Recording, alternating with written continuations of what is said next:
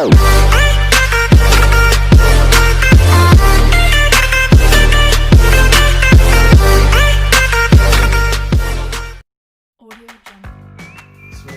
Assalamualaikum warahmatullahi wabarakatuh. Bagaimana kabarnya anak? Alhamdulillah sudah baik juga. Ya, pada kesempatan kali ini saya akan memberikan materi mengenai tata krama dalam pergaulan. Nah, sebelumnya ada yang tahu nggak apa itu dari tata krama itu sendiri? Ayo, siapa yang tahu?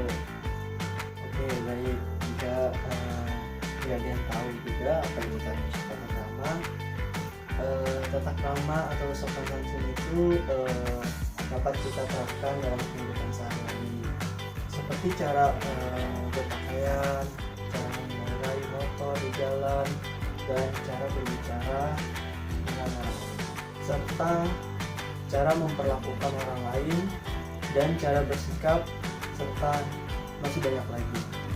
Oke, baik. Yang tata krama itu berkaitan dengan etiket atau etika. Etika berasal dari bahasa Prancis yang berarti cara bergaul, dan etika berasal dari bahasa Latin yaitu etik, merupakan pedoman cara hidup yang benar dilihat dari sudut budaya, susila, dan agama. Jadi apa itu tata krama dalam pergaulan?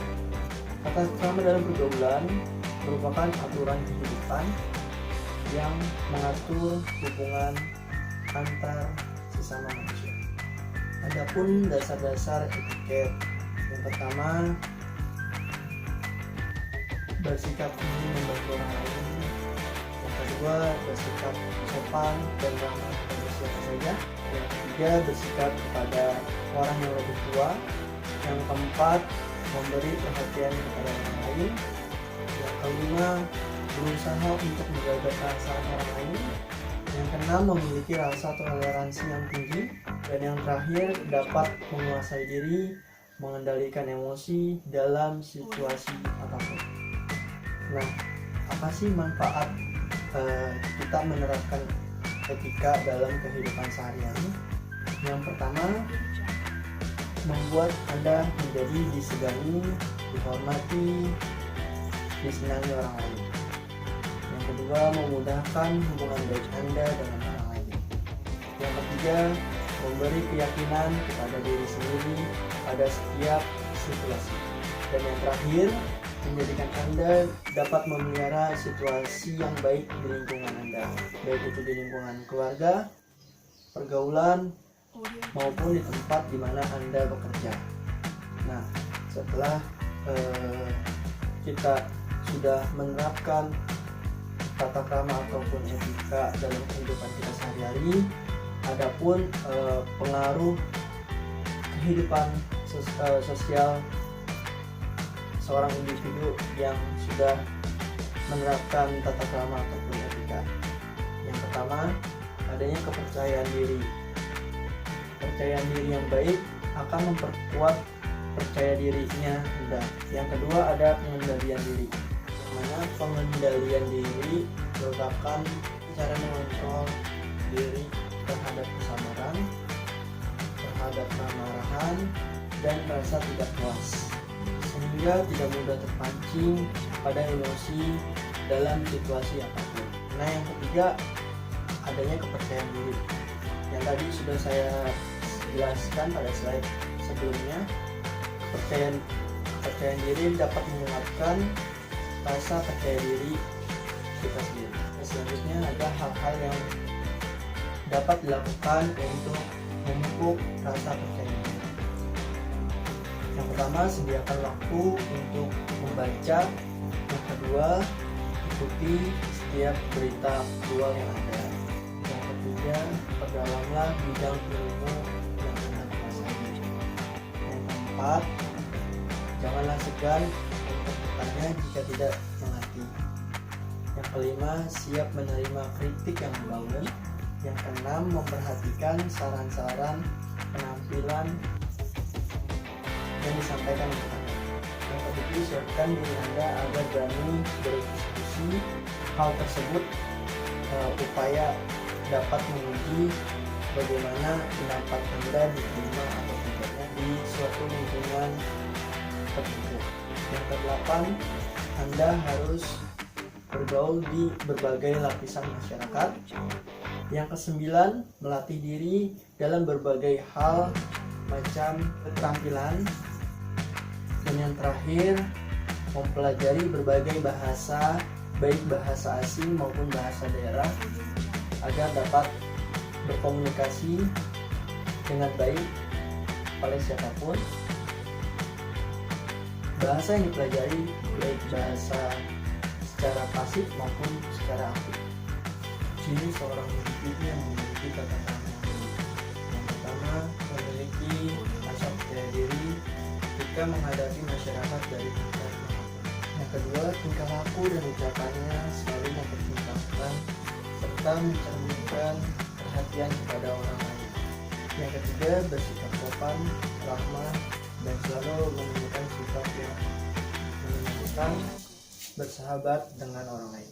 Yang keempat, berusaha untuk menguasai diri dan berusaha untuk tidak menyinggung atau mengganggu menyakiti perasaan dan pikiran orang lain. Dan yang terakhir, selalu berusaha tidak mengecewakan orang lain, membuat orang lain marah, walaupun diri sendiri mengalami sedih, kesal, ataupun jenuh. Selanjutnya ada etika dalam berbicara atau dalam percakapan. Percakapan merupakan suatu hal yang paling penting dalam hubungan berkomunikasi terhadap sesama. Nilai suatu percakapan akan mempengaruhi suasana dan kelanjutan dari suatu hubungan.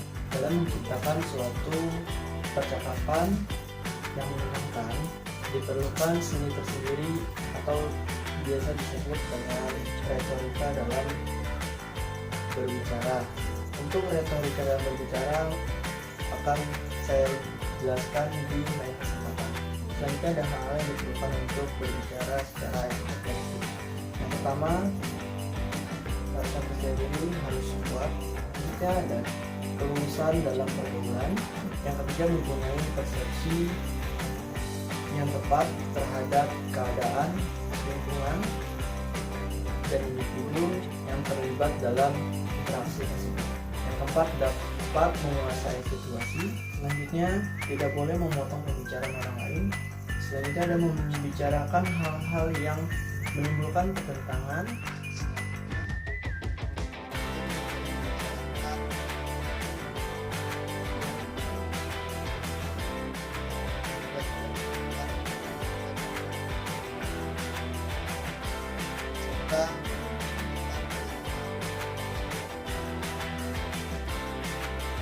Yang terakhir, kita harus mengetahui hasil yang diharapkan ketika kita berinteraksi tersebut.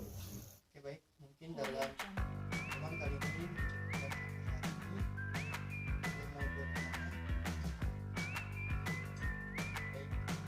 jika tidak ada yang mau bertanya, sudah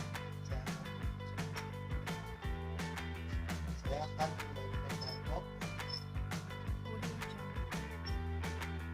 Satu kelompok berisikan 5 sampai 8 orang, mana saya akan memberikan tugas yang pertama, kalian harus menulis apa yang sudah saya lakukan.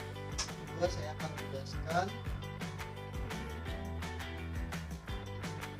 berikan contoh ketika yang konkret serta bagaimana solusi dapat